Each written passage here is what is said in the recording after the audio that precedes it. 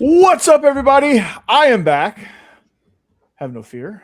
After a 2-week hiatus, it is SEC After Dark, best day of the week. I feel like I'm gonna knock off the rust here at the point guard position. But joining me on this magical mystery tour, that is a Beatles reference for those of you keeping score at home, is Stephen Willis of Locked On Ole Miss. He's the most watched Locked On podcast, most watched Ole Miss podcast, maybe Locked On. Yeah. Mike Huseman. No. Well, something like that. Depends on what you're talking about. There might be some days. Mike Huseman joins us, off-season After Dark, and a regular contributor on both Locked On Ole Miss and Locked On Vandy. Jeb Beecham, podcast under construction, but he is our resident. He's our resident just a guy. He's our resident Jag, just a guy. So, and I'm Corey Burton, Locked On Vandy, the 12th fastest growing podcast in the Locked On Network. Ooh, 131% over March 25 to March 26 compared to nice. Congrats. I get the assist for that. I'm taking one. Yeah, and Diego Pavia does as well. Yeah, Diego Pavia big assist on that one. So does Jared Curtis. Yeah, well, yep, something like that. Excitement for him. Of course, I wasn't getting a ton of Diego Pavia traction last March, so that's fair. We can start really giving him the assist starting in September. But okay, I don't want to nitpick, but anyway, I'm growing fast, and I just became the newest member of Vandy 247. Yeah, listen to you big time, man. Yeah, really getting there. Yeah. So I just wrote my first article. Wrote my first 2 articles, actually. Was it on the difference between mesh concepts in the air raid and mesh concepts in the split veer? Ooh, that's a good topic. Yeah, that's a good topic. We'll write that down in the notes. So related to Junior Cheryl in the spring. It is not yet, but that article's coming soon. Okay. One of them is I took one of the player press conferences, pulled a few quotes, and wrote something out about it. So, and then I did one about setting up what Vandy's recruiting board is going to look like on offense. Okay. So that's a good one. The preliminary recruiting board. That's an article that'll probably change about 1 million times, Steve, as you know, Mike, as you know. Yeah. So. Anyway, Old's got to commit tonight. We're just waiting to find out who. No, did Pete Golding do the Shark? Well, not Pete, but Randall Joyner did. Okay. Oh, okay. Yeah, so that makes me think it's a D lineman. So, so it should be interesting. Our resident Gator fan, Athletes Forum podcast. Gators Cooking Boys, some are all looking forward to that Ole Miss rematch on September 26th. That game's a landmine. Well, I've talked about that all season. That's a real landmine for Ole Miss because of what happens on September 19th. Oh yeah, that's is that what we call a trap game? Yeah, it's a severe trap game. Before, I think, right? Yeah. Well, the trap game is the Auburn game. Auburn is the trap game. That game is in between Texas and Georgia. Yeah. It's a trap, folks. Yeah. Okay. So, yeah, that's not ideal. But so this new eligibility rule, speaking of eligibility, speaking of recruiting, speaking of things, it's causing quite the stir. So they're getting rid of.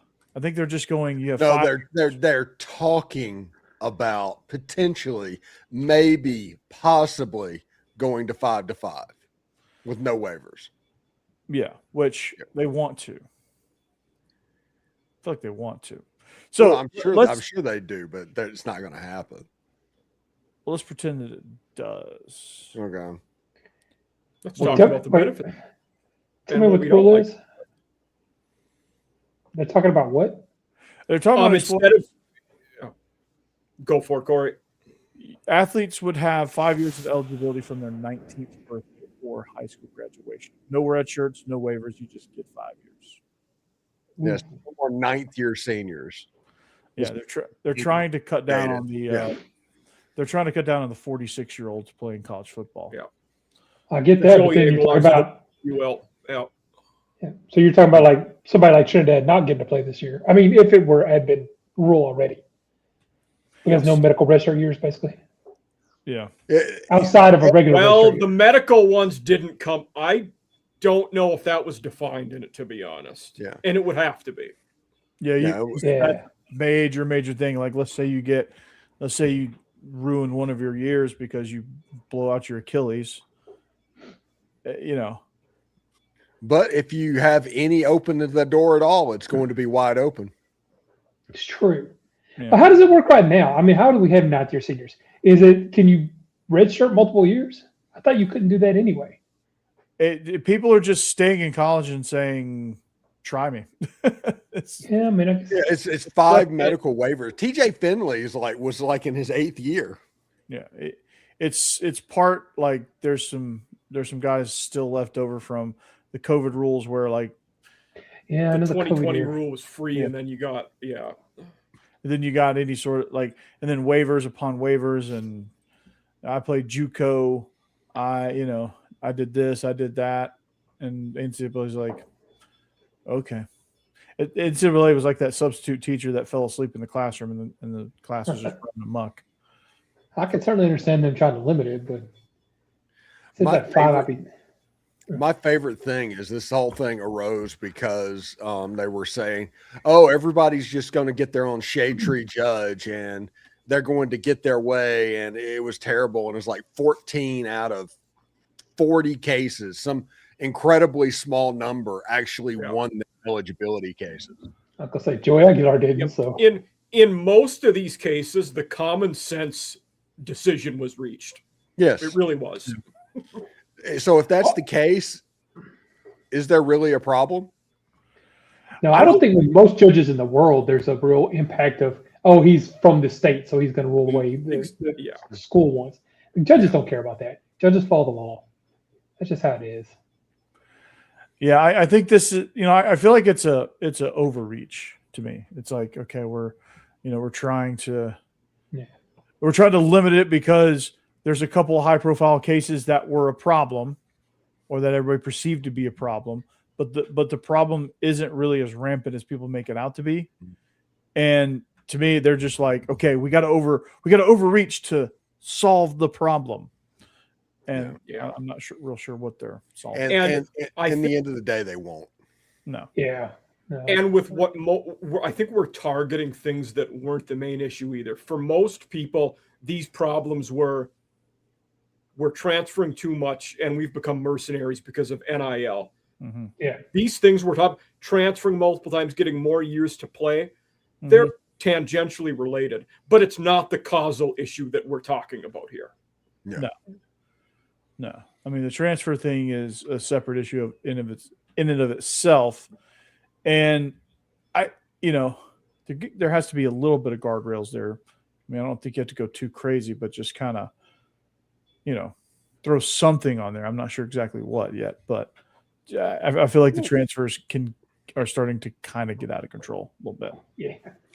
Well, the Big Ten and the SEC are going to end up governing themselves or governing each other. They'll form their own thing, and they're going to rewrite the rules with the NIL and the transfers in mind and what's going on. They're not going to try and fit a square peg into a round hole, which the NCAA is trying to do. They're trying to take this NIL world and match it up to 1998 college sports. Once that happens, it has a chance to really be fixed. Yeah, you And can't. The one smart thing the Big Ten and SEC will do that the NCAA hasn't, they're going to work from the real world and where we are now. The NCAA is trying to put toothpaste back in the tube and go back to an era that cannot exist anymore. Yeah. You've already breached that. You've already breached the payment stuff. You've already breached. So you can only move forward with that. These are starting to become professional athletes. If they're not already, they're about as close as you can get. There's no amateurism whatsoever. So the NCAA, they just need to roll with it, redefine it, redefine what the parameters are, and let's freaking go. And by the way, just because you haven't heard about it recently, the push is happening again to kind of pool all the media rights to face the financial inequities of all the conferences and all of that. It's the Louisvilles, it's the Boise States, the Colorado States, the Kennesaw States that have a problem with what Ole Miss and Mississippi State and Georgia and all of them have. And once people start trying to steal your money, they don't stop until they steal your money. So everybody needs to be on guard about that. Yeah, especially in the Big Ten and SEC. That's these two conferences are big time money making machines, and the other conferences can't handle it. They didn't they didn't make deals. They didn't do whatever with TV rights. I don't know what you do, but I mean they're just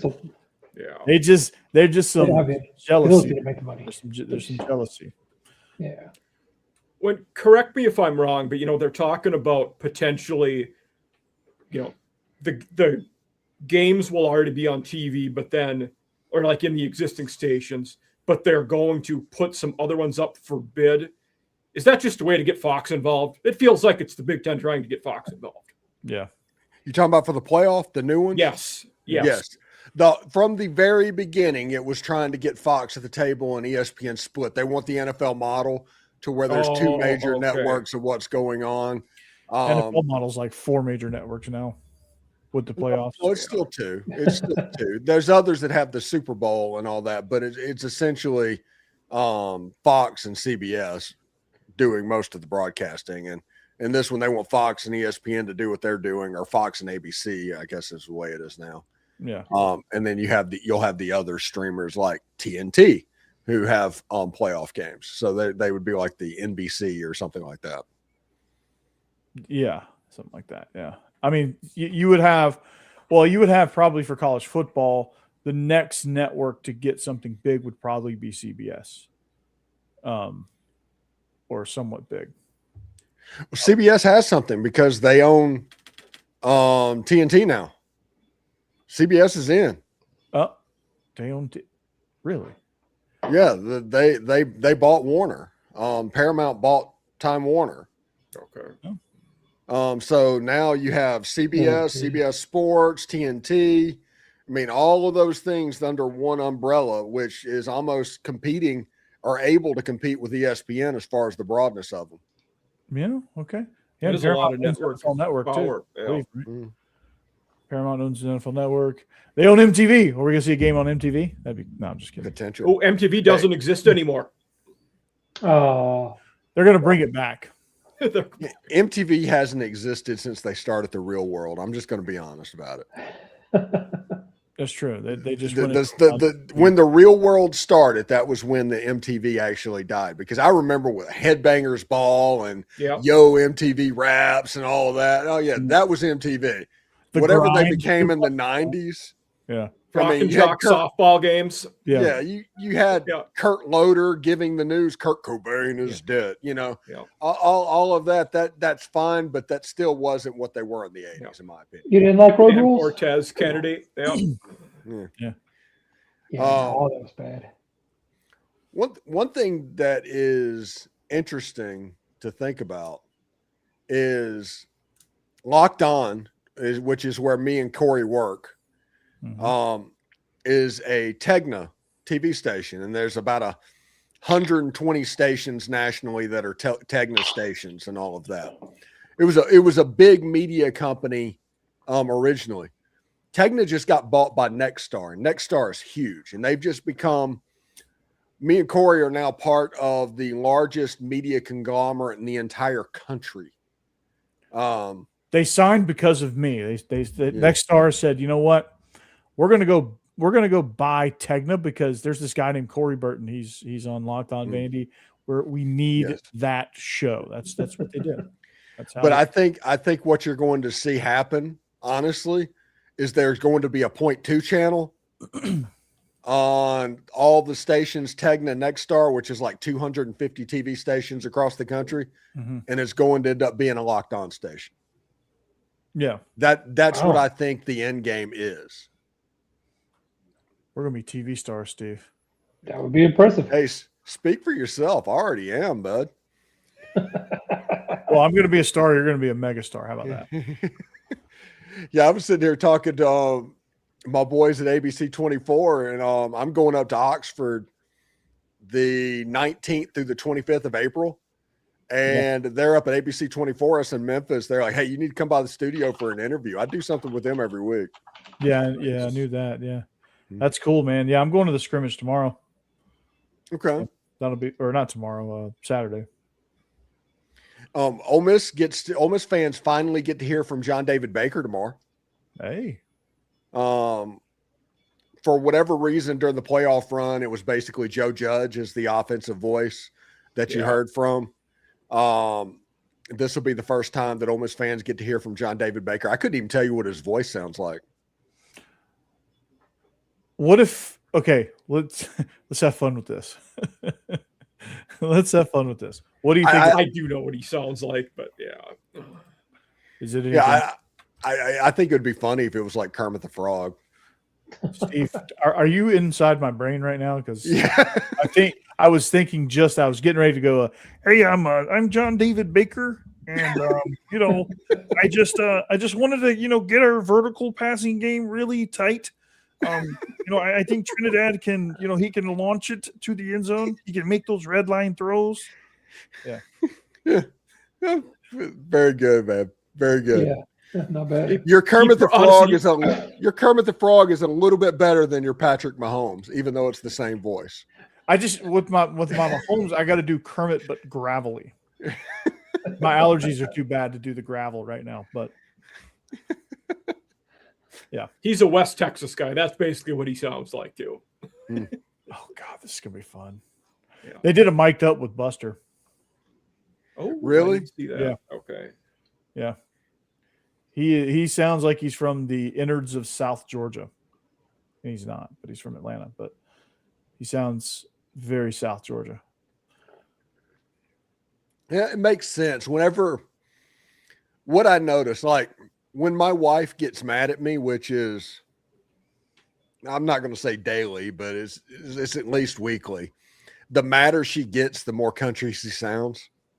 It's one of those things. Whenever she starts going in with, she sounds like she's from Lawrenceburg, Tennessee. At that point, I know I'm in trouble. It's gotten real. Whenever she starts dropping the I and oil and all of that, and I'm going to go with it. And Lord help me if she ever pronounces it David Crockett. I know that I'm done then. Oh gosh. Yeah, I get the more tired I get, the more country I get. My accent gets thicker. I start slowing down a little bit. All right, Corey. The Minnesota accent comes out with me when the more I say vowels, they get longer.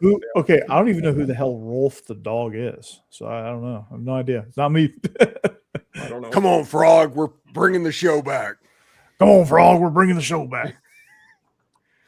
He basically sounds like a Coach O, but he enunciates.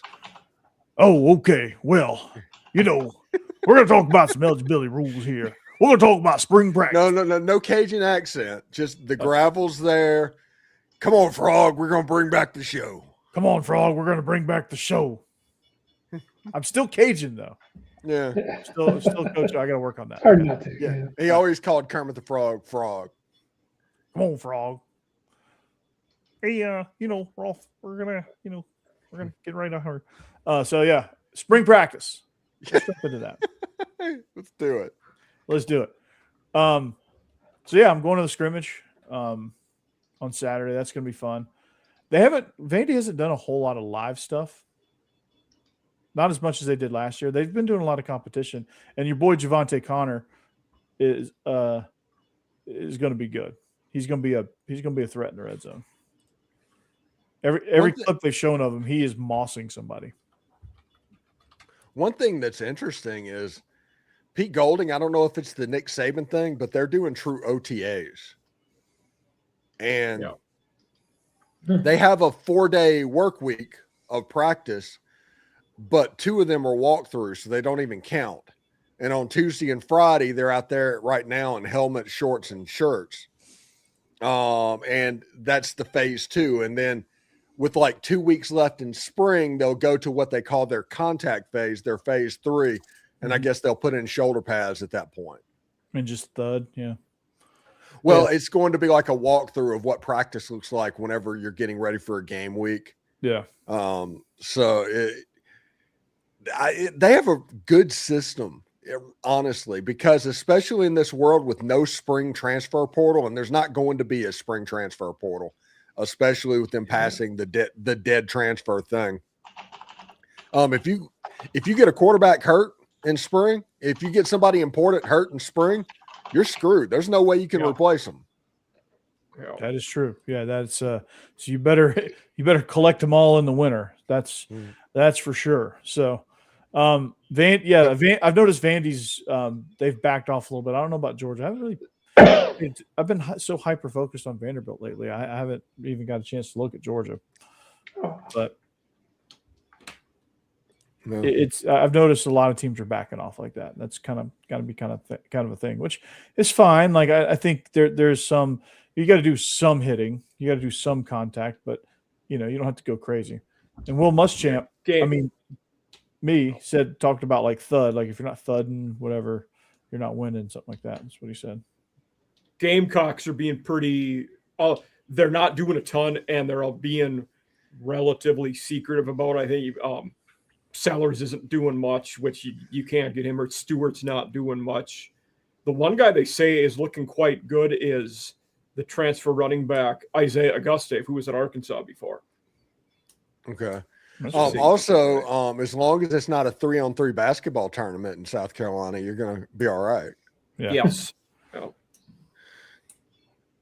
God, that's brutal. Yeah, I can't believe that you pay $3 or $4 million for a left tackle and let him play 3-on-3 basketball. I cannot believe you did that. Yeah, that's not ideal. Yeah, it's almost grounds for termination. Yeah. Exactly. Yeah. Well, now they're paying them, I guess they can start restricting some of their activities. Or at least they should. I mean, there's got to be a contract. If you want your money, there's got to be a clause in there. It's like nothing dangerous is on there. And playing basketball without a knee brace or something like that, avoids the contract. If you're going to argue you're entitled to the money, they're entitled to treat you like an employee. I mean, well, you can't say that word because they lose their mind when you start saying that word. Jeb, they're not employees. Treat you like an employee. I say was employee. Yeah, they're independent contractors, just like me and Corey. There you go. They're mercenaries. It's now 3. It used to be you can't ride a motorcycle. Now you can't even play 3-on-3 basketball. Yeah. So how do you think Joe Kane would fare in this NIL era? Well, Kane is able. Yeah, exactly. Latimer. Yeah. Somebody tell Coach about this? I ain't telling him about this. I tell him. Tell him about that. NCAA's we'll tell him the NCAA's drug testing in 2 weeks. Yeah. Now, Latimer, you can't go headbutting cars now, okay? Oh, Bob Lee. The Eastern State University Wolfpack. Yeah. Mm-hmm. Filmed on location at Williams-Brice Stadium, Columbus, North Carolina. Bob Neal. Yeah, Bob Neal, not Bob Lee. Yeah. Bob Neal. Bob Neal is the Coach Winters. Is that Dave Neal? Yeah. Dave Neal's dad? Yeah. Mm-hmm. Well, Bob Neal, legend. Yeah, it used to be Bob Neal and Larry Connolly doing SEC basketball back in the day when you'd hear like string music in Lexington, Kentucky or something like that. Yep. And then it's like they play basketball in the SEC. Yeah. That's what it used to be like. Now it's not that anymore. So yeah, that's cool. So did y'all see that the UFL is expanding? They're moving in 2028 to Oklahoma City. Oh, Oh, so are they yeah. going to be some form of like a weather system because the NBA team's the Thunder? Somebody joked, I was like, "Oh, lightning! It would just make too much sense." I'm like, "No, that's it." I also, there I you saw, go. I saw suggestions of the Oklahoma City Bombers, and I'm like, "No, there's like one city that you can't do that." Yeah, the Tim McVeigh, Terry Nichols connotation is too much there. Yeah, I think the Oklahoma Outlaws is the direction they need to go. They need to go full USFL, and everybody's going to say, "Well, it's too close to the Dallas Renegades." I was like, with the way they change nicknames back and forth, no, just name them what you need to name. Don't worry about it too much. What's up, Hammer? What's up, y'all? Sorry I'm late. You came in just in time for UFL After Dark. Yeah, I know. I heard, some Oklahoma Renegades, and so we're off the rails. I see, which is perfect. Yeah, it's April. I know it is April. Now, Hammer, you might be the only one that'll engage in this conversation with me. And I just now thought of this, and I'm wearing my green striped T-shirt, which I didn't do this on purpose, but I can claim I did. But is it just me, or did the 12th green get smaller in Augusta? The 12th green. Oh, the par 3 over the water. Yeah. I feel like they showed an overhead shot in the green. Like they shrunk the green a little bit. It wouldn't surprise me. I mean, I haven't seen anything, I guess, to say for sure, but I saw a lot of balls going long today. I know that. Some dude got a hole in one. I can't remember who it was. Oh, I missed that one. Ooh. On 12. I will say this is my least favorite weekend of the year. Oh, Steve. I hate Masters weekend. Hate it. I love it. I'm not that negative on it, but I also don't get the hype either. So I'm closer to Steve than I am to the Biscuits and SEC ridiculous tweets about the Masters. It's like you might just need to mute our account. Yeah, it is like on the episode of South Park where they're farting in champagne glasses and smelling them. It's like that's what the Masters is like. It's like, oh, the grass is green and there's birds. Cool. Half of those birds are fake. Yeah. Yeah. See, the thing is, noise. Yeah. I maybe I'm just a sucker because I think all like the criticism totally fair, totally valid, and I'm just like, I don't care. It looks great, and it's like maybe it's just because I'll never be there, unless I win the ticket lottery. But I think for me, it's so because exclusive. My hometown's a huge golf resort area, and I'm just not a golfer. So it's always like I'm always just less into golf than everybody else I'm around, pretty much. Yeah, it's the whole thing is like, you can't bring your phones. You have to be engaged and involved. And they always have some little, the Masters committee is not letting women in anymore or something like that. And it's just too much. It's just ridiculous. Darla Moore's in. We know that. I mean, some of the rules are kind of like, okay, dude, like you're doing too much. But the tournament itself, the fact that they could make this course really difficult and not really do a ton of change to the yardage, that's impressive. Like how they can make putts almost impossible for these guys to make, and Steve, the conditions and stuff. Steve, if I ever end up going, I promise I'll get you one of the Masters gnomes and I'll mail it to you so you can put it out front of your house. I don't know if you've seen those the little nice. I have not. I want to Google them now. Yeah. It's just another ridiculous. He's got an old. There you go. You need a Masters gnome. Yeah, the Masters gnome. They go for obscene amounts of money on YouTube or eBay. Sorry, I'm looking at one. It's a set of 8 of them for $29,000. Steve, you're almost able to buy one. Yeah. If you get a couple more subscribers. Hey, we need 5 more subscribers to Locked On Ole Miss, and Steve can buy that set. Oh, we have a Christmas theme one. $1,100. Mm-hmm. Jesus. Christ. What is wrong with people? And these are the same one that's complaining about paying taxes. It's like, yeah, I got a 29,000 gnome set, 8 of them, but this estate tax has to be that we have to do something about that. They have every year they have different ones. One guy bought one for this year, 2026, is selling it online, is advertising it as potentially the last year they make the gnomes. Oh, I like Nice. the There ingenuity. you go. Yeah, the scarcity. yeah. Yep. It may not happen next year. Yeah. Yeah. These are gone. These are going to be vanished. Yeah, to hear Jim Nance and Vern Lundquist lose his mind on 16 when someone hits the Uncle Vern. post. Yeah, this is Bill Nance's Super Bowl, not the actual Super Jim Bowl. Nance. Bill Nance. Well, it's probably Bill Nance's Super Bowl too. Jim Nance. Why do I call him Bill? Jeez, I'm already off the rails too. Yeah, we've been off for a minute. Yeah. It happens. It happens. But yeah, it's I don't know. Like I've been before, and I went for a practice round. It's like how perfectly that place is like manicured and kept up, and oh no, man. They even have like green napkins so that you can't tell when people are just horrible people and they can't walk over to a trash can. Yeah. Yeah, everything is pristine. Mhm. Food's It's cheap. all performative. The food's cheap so that they can charge $29,000 for the gnomes. Yep. Yeah. That's right. Yeah, it's like, yeah, I'm gonna get you a pimento cheese sandwich. It's like, what are we, poor? I mean, what's going on? Isn't golf supposed to be a rich man's sport? Let's get some good food. Hey, they just Should let be- the common man. Yeah, should have some ballpark prices. Nothing screams I mean, common man like Augusta, right? Yeah, I mean, if the members there pool their money, they could buy a small country, for God's sakes. I will say this. I went to the Nike EYBL one year, and it was in West Augusta, South Carolina, right across the river. Yep. Well, And I went through and stayed in Augusta that night. And that is one of the least impressive places I have ever been.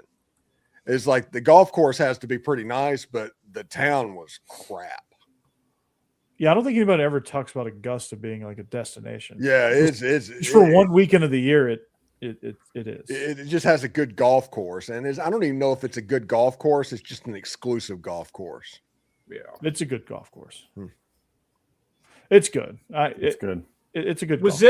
Was it famous before Eisenhower started playing there, like when he was president and a hero? Yeah, it was Bobby Jones who Okay. built it, designed it, and all that. And the first Masters is in like the 30s, and it's been Oh, popular. I didn't know it was that early. Okay. Yeah. Yeah, when Will Smith caddied for him, that was pretty cool. Yeah, that was good. Bagger Vance. Mm-hmm. That was good. No, it's a legit golf course. Like the TV doesn't do those greens justice as how difficult they are. Okay. I've always just wanted to walk it barefoot. It just seems like it would feel really nice. Yeah, it's pretty great. I mean, the windmill gives people trouble on 12. Don't hit it. The clown's mouth is really good on 17. Oh gosh. It seems like you're hitting through a clown's mouth on 18 on the tee box. I'm gonna get you, clown. Can you imagine you and me and Tom, Steve, playing Augusta National? No, I can't, because there would be multiple temper tantrums by everybody that day. Yeah. Yeah. How many clubs do you think I would break on that? My goodness, all of them. You'll end up being like 10 cup. It's like, I finished this with a shovel, and it's like, I never thought to try. Oh gosh. I hadn't played in a long time, Steve. I probably suck now. There's 2 golf movies I've dropped in this episode. 2. Happy Gilmore and Tin Cup. Tin Cup. Yeah. Oh, 3, Bagger Vance. And Bagger Yeah, Vance. you dropped Oh, the yeah. Bagger Vance, Yeah. too. Yeah. There's not that many of them. We're running out. Yeah. Tin Steve, Cup was awesome, by the way. Tin Cup was probably one of the best sports movies just in general. Yeah. Yeah, Kevin Costner had a run of sports movie. He messed it up by doing his big epics with the Postman and Waterworld and all that. But like Bull Durham is freaking awesome. Bull Tin Durham, Cup, The Love of the yeah. Game, Tin Cup. Yeah. For Love of the Game's pretty good. I thought it was really good. I really the way he it was all centered around one game, and he just kept having flashbacks. The For the Love of the Game was like J.K. Simmons' first real acting role in movies. Yeah. And it turns out he's a huge Detroit Tigers fan. So he went in to read something else entirely. The director liked his tone and the way he sounded and got him to read for the manager. Yeah. And he got to play in the movie a manager of the Detroit Tigers, and he's the one that pops on like the Major League Baseball Network and all that, talking about the Tigers. Yeah. John C. Reilly's the catcher. Yeah.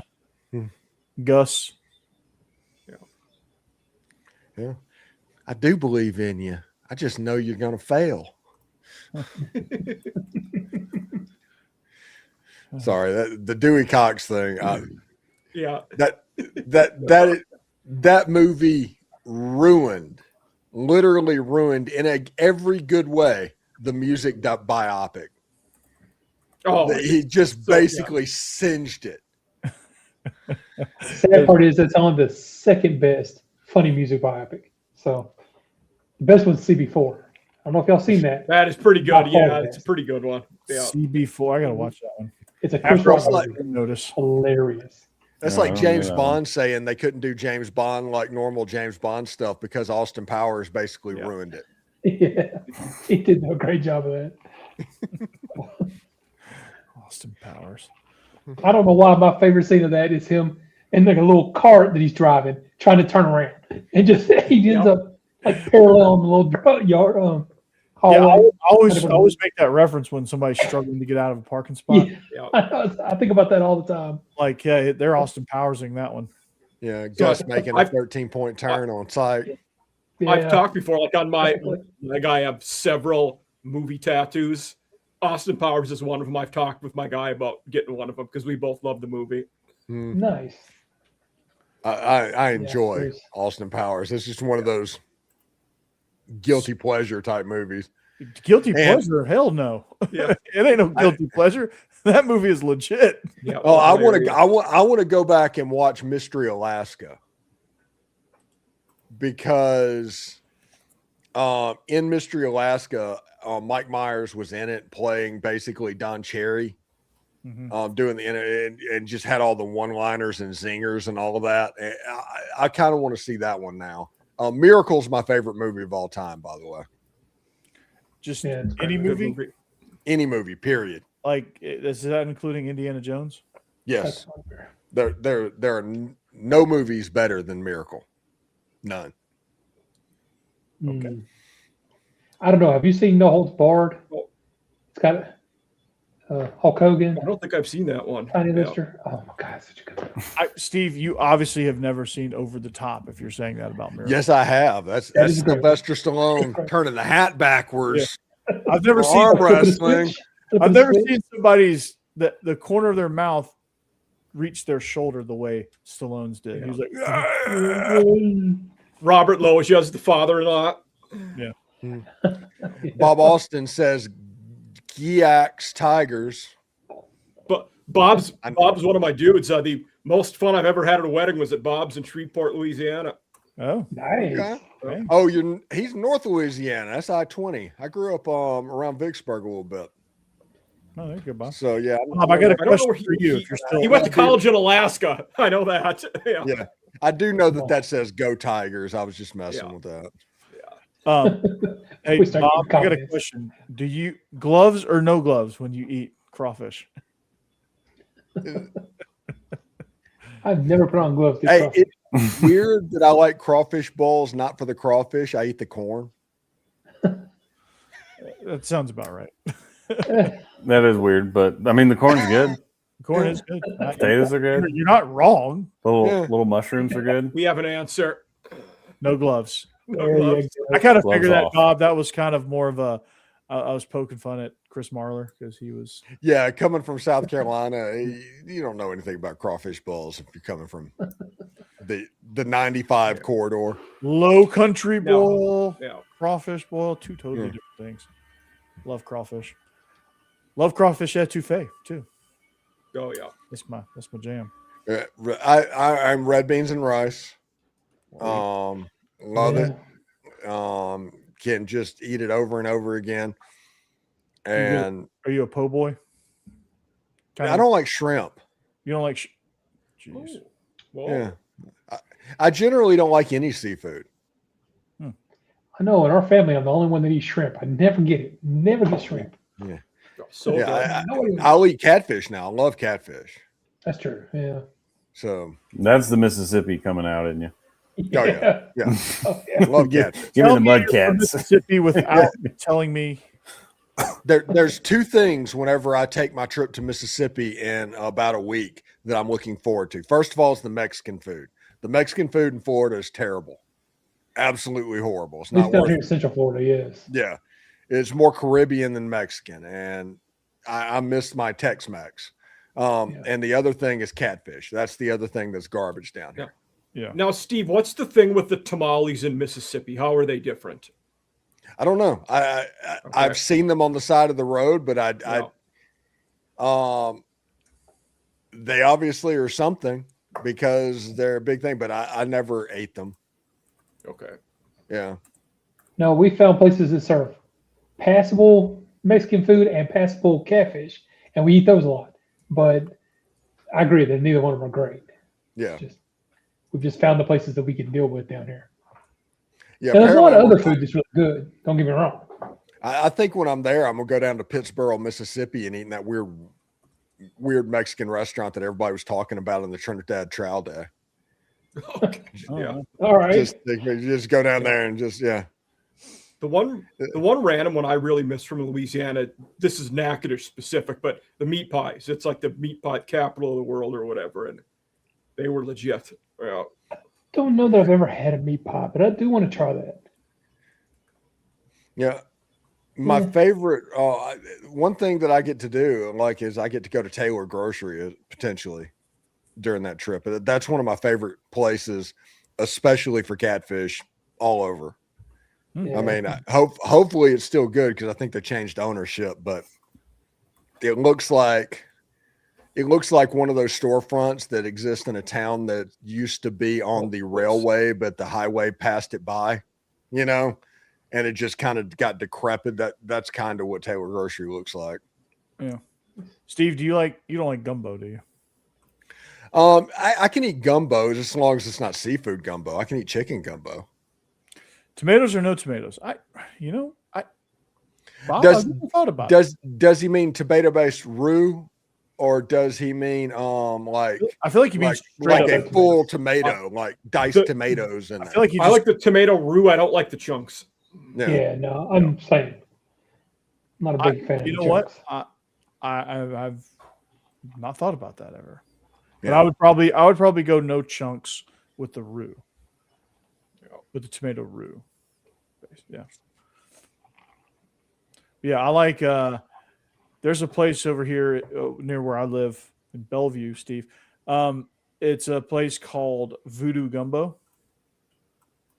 And they just stopped serving it. They used to have Gator po' boys. Yeah. Oh, yeah. Those were good. Gator tastes like chicken. I know. Just so everybody knows, Gator Yeah. tastes like chicken. Yeah. I honestly think whenever you're eating that, somebody's pulling a fast one on you. That's how much like chicken it tastes like. Yeah. I'm gonna say, I don't know if Hammer, it's have chewier you than chicken, but it's- the trend in your new part of the country and gotten into Rocky Mountain oysters yet?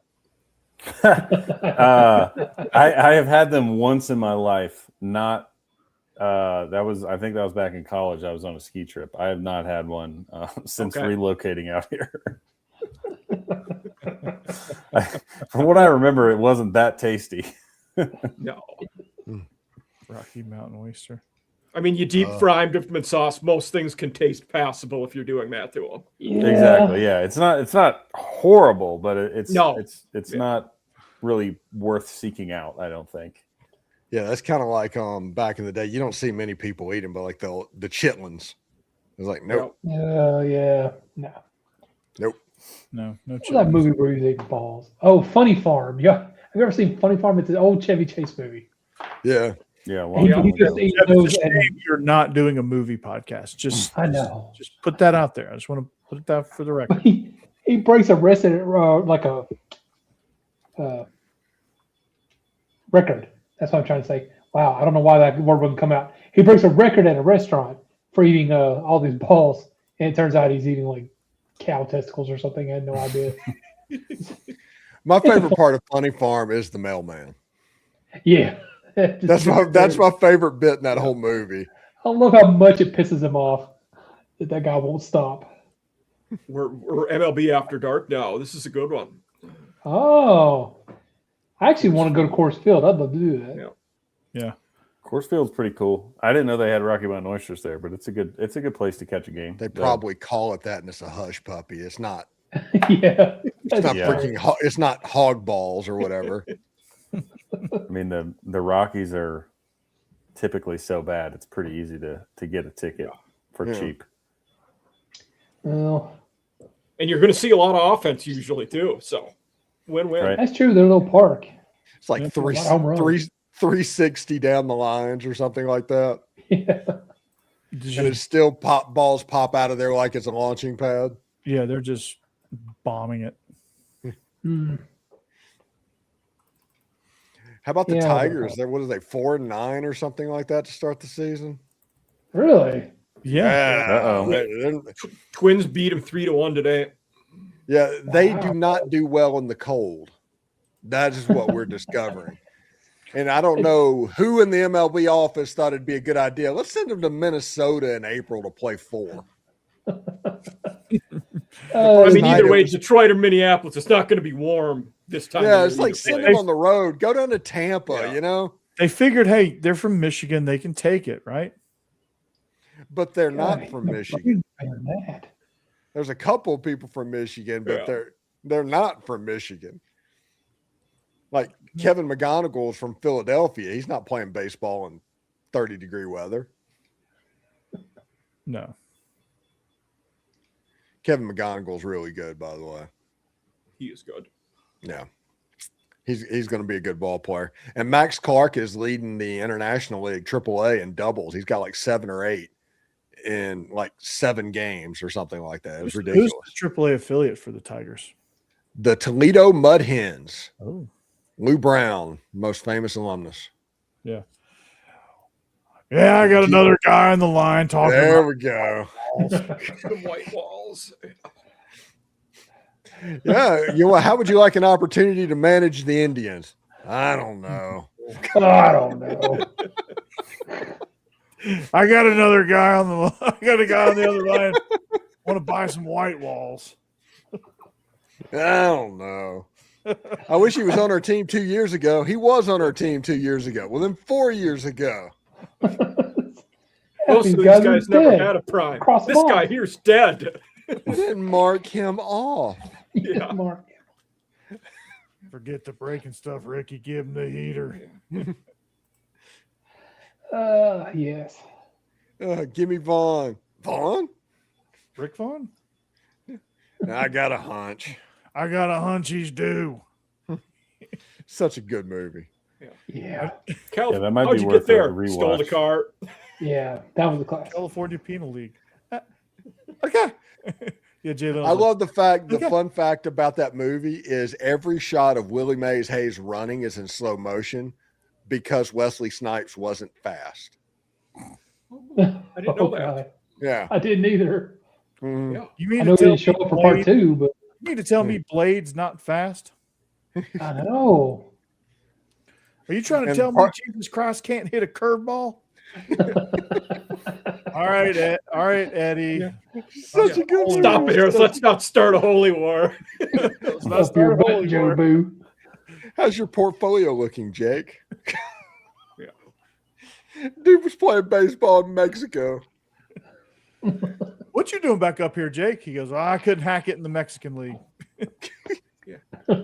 Is that you, Tolbert? At least you could have said you're from the Yankees. So good. It's so good.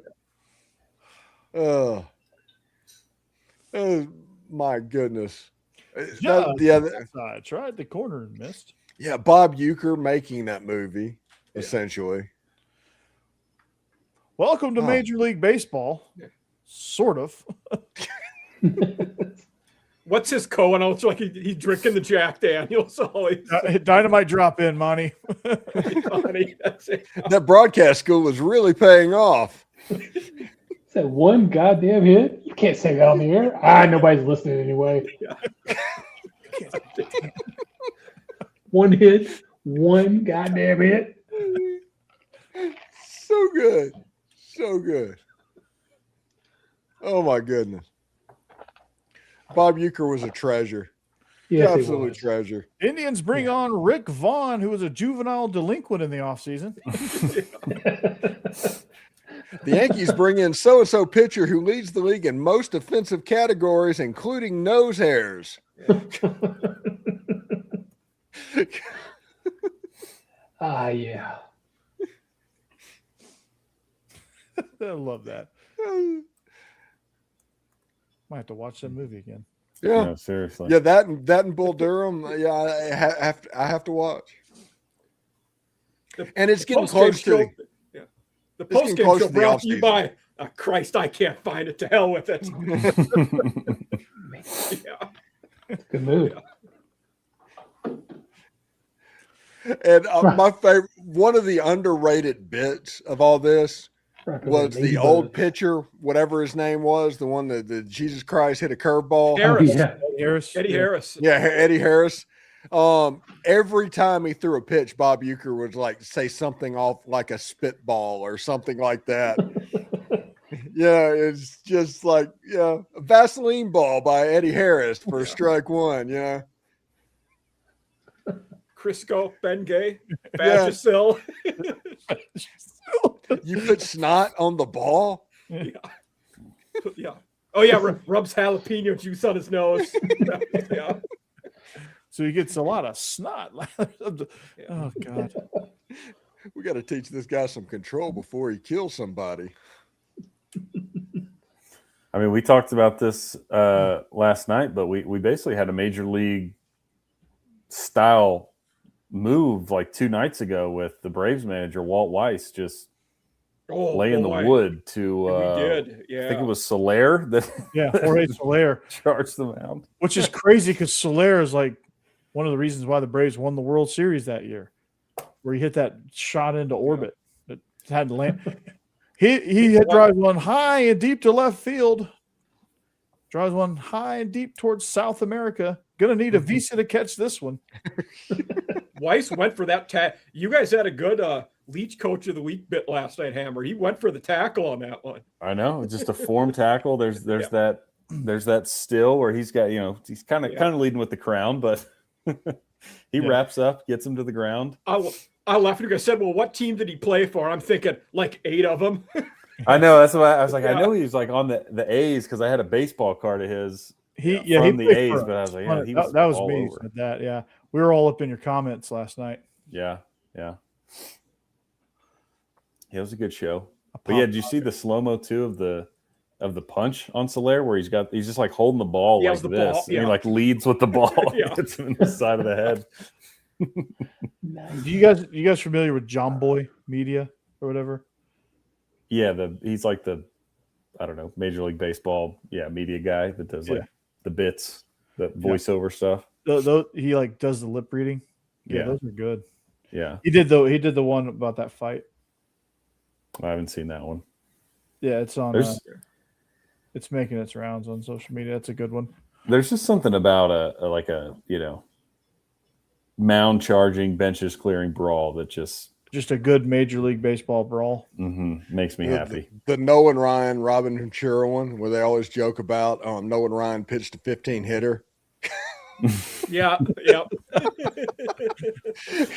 That's so crazy. He was like 45 when he did that. The best story ever, they brought Nolan Ryan back to throw out a first pitch in an Astros game, and he was like 65 years old at the time, and he got up there and threw an 83 mile an hour fastball. Just ripped it in there. You're just like, yeah. Lord. He was like, good grief, man. You're just made different.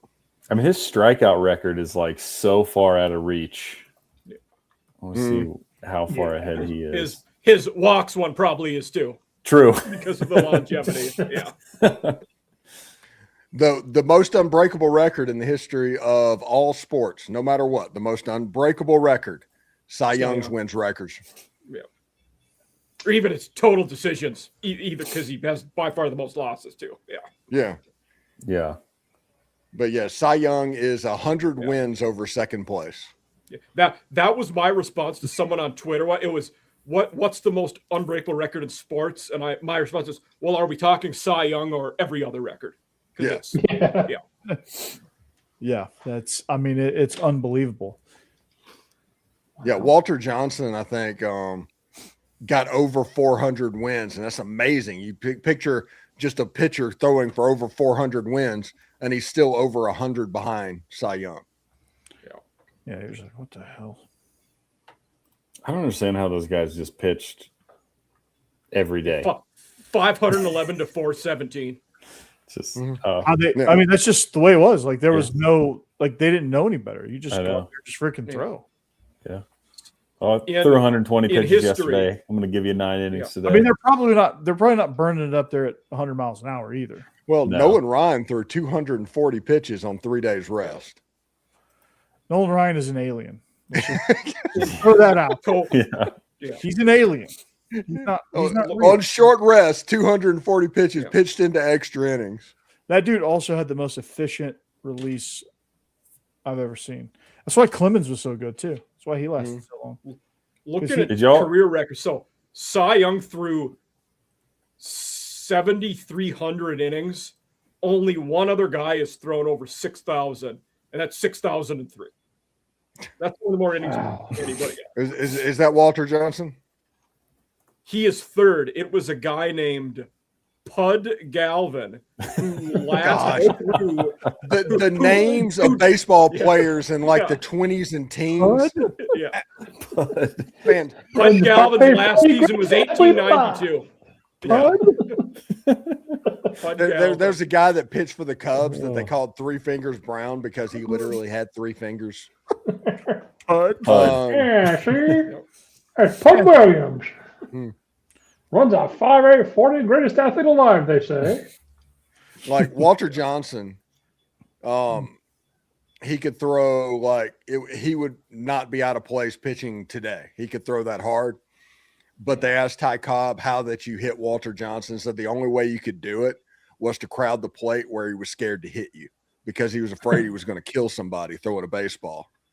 And whenever he made that mistake because of that, that's when you could do damage. Whenever he showed mercy, yeah, that's when you kill him. Yeah, that's terrible. Yeah, one of the great video, like if you have a Roku or an Amazon Fire Stick, the great courses. There's one that's baseball from the beginning to the Black Sox is the last part, and it's just a great story of the late 1800s, early 1900s. Steve narrated it. Yeah, I was there. I wish I had a time machine. I would so go back. I want to see. If I had a time machine, listen, everybody would get mad at me about this, but this is what I would use a time machine for. If I had one trip back, everybody's like, "Oh, you're going to go kill Hitler?" No. I'm going to go back to the Polo Grounds and watch Christy Matheson pitch against Walter Johnson. That's what I'm going to do. That would be fun. Mm-hmm. I cannot lie. Because I don't want to steal your answer. I would go see Bobby Jones play Augusta National. There you go. Making it topical. Yeah. It's like I'm not, okay, that happened. We lived with it. I don't want to change history and all that. That's whatever. I'm going to go watch a baseball game in the Polo Grounds. Where would you, so excluding historical events, only sports. We'll throw this out to the chat, all 122 of you. Where would you go back in time? What sporting event would you go back in time to see? Pre-TV. Yeah. Put your answer down in the comments below if you don't mind. I'm going to be a Minnesota homer for my post-TV one. Game 7, 91 World Series. Jack Morris threw 10 innings. They won 1-0. Probably the greatest World Series ever against the Braves. I went to Game 5 of that World Series. Nice. Oh, wow. Braves won that one. Yeah, 3-2. Smoltzy was dealing. Yeah. Pre-TV one. Yeah, pre-TV is tough. So post TV. Oh, I got Will Chamberlain's 100-point game. That's it. Oh, yeah. Bobby Thompson for the Pittsburgh Pirates. Was it Bobby Thompson? No, it was the New York Giants. Who was the player for the Pirates that hit the walk-off in the World Series? Bill Mazeroski. Bill Mazeroski. Yes, I would like to see that. Yeah. The shot. I think I'm going Wilt's 100-point game, but it's a tough one. Yeah. Yeah, I would pre-TV. I would like to see like the Four Horsemen. Yeah. Oh, the other watch one, the Miracle on Ice live. Yeah. Miracle on Ice live. The other one, because of how just intense it would have been, like back in the 50s, 60s, like one of the great Montreal Canadian teams in the Stanley Cup would have been fun at the Garden up there. Some original 6 hockey. Yeah. The 19, I think it was the 26 Rose Bowl where Bama beat the Huskies, Washington or whatever that was. It's more of a thing for Jake because I'm not a Bama homer, but that was a pretty big Rose Bowl just because nobody thought the SEC was any good, or teams from the South. I guess there was no SEC back then, but it was like Michigan, Washington, and all these. Speaking of that, basically Ivy League schools that were the powerhouses. Yale and Penn were watching win 5 games in 5 days. That's what I would do. Jump on the train with Swanee. Yep. Yeah. Jackie Robinson debut would be a good one. Yeah. Very good. Yep. That would have been good. Let's see. I'm trying to think of one. Pre-TV is tough. The first Super Bowl, I suppose, would have to be in there. It was on TV though. Yeah. Was I didn't know that. Okay. It was on TV. Okay. First World Series. Yeah. The Pirates and the Pilgrims. The very first baseball game in Cincinnati. Maybe seeing Jackie Robinson play the first time. Yeah. First college football game, Rutgers Princeton. No. Those, if you see like the first game ever, it would just be so weird. Oh, I know. Yeah. Like I can't even imagine what they're doing. And it would look almost more like modern rugby because you weren't throwing forward passes. It was just scrum back and yeah. And the way it was said, the rules for that game, the ball could not be carried. So you could, So it was more like an ancestor of football than football. I didn't know that. Yeah. It would be really. I'd like to see Babe Ruth play. Maybe with him and Gehrig in the lineup together. That would be cool. That 27 really Yankees fast, team. like short 6-inch steps. Does he run really fast that way?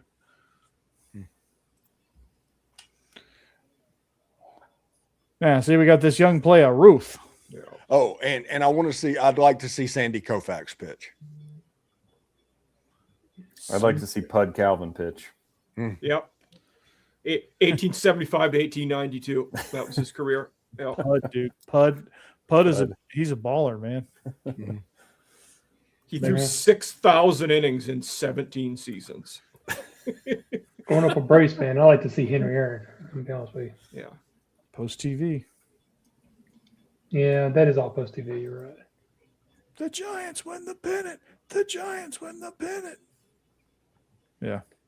Of course, most stuff was at least recorded. Yeah. I was trying to think of Olympic stuff like from back then that would be. Yeah. How far back you got to go? I mean. Yeah. Pre-19 is probably like pre-1955, I think.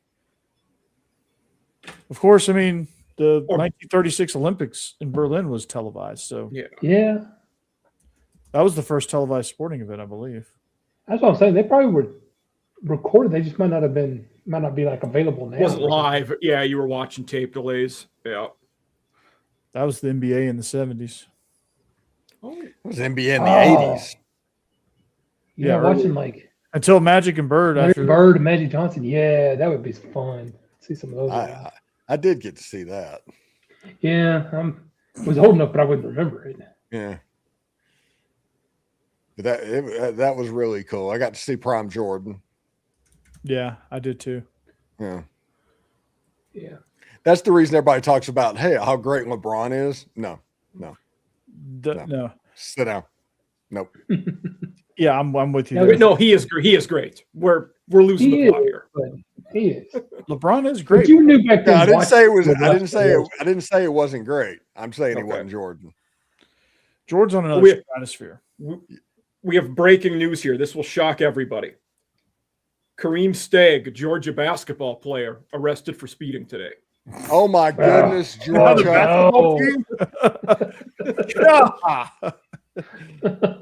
Speeding in Oconee County in his Tesla SUV. Yep. Tesla SUV. Yeah. Jeez. Man. Jeez Louise. All right. Well, we got to get out of here, boys. Yeah. Yeah, I guess so. So hop in your time machines and head on back in time. We are SEC After Dark. Thank you for listening. Mike Huseman joins us from Off Season After Dark, regular contributor on Locked on Ole Miss and Locked on Vandy. Hammer, one half Biscuits and SEC. Had a great show last night, but he joins us here tonight. Jeb Beecham. It's a shame you're not doing the movie podcast, but I'm going to work on you until you do. Yeah. Stephen Willis, I think you're up to 20,000. Getting close. Getting close, yeah. Locked on Ole Miss, absolutely crushing it. Locked on Vandy for me. I'm Corey Burton, and expanding on over to Vandy 247 as well. So that's where you can find all of my work. In the meantime, and Mike Huseman, you can find his work at MikeFarrellSports.com as well. And, of course, subscribe to the Biscuits and SEC newsletter as well. But until next time, we'll talk at you later. It's Locked on Vandy, Locked on Ole Miss, Off Season After Dark, Biscuits and SEC. We come together for SEC After Dark. We'll see you back here next week. Go Dogs, anchor down. Howdy toddy. Balls. In stream. Go Cougs. Dig 'em.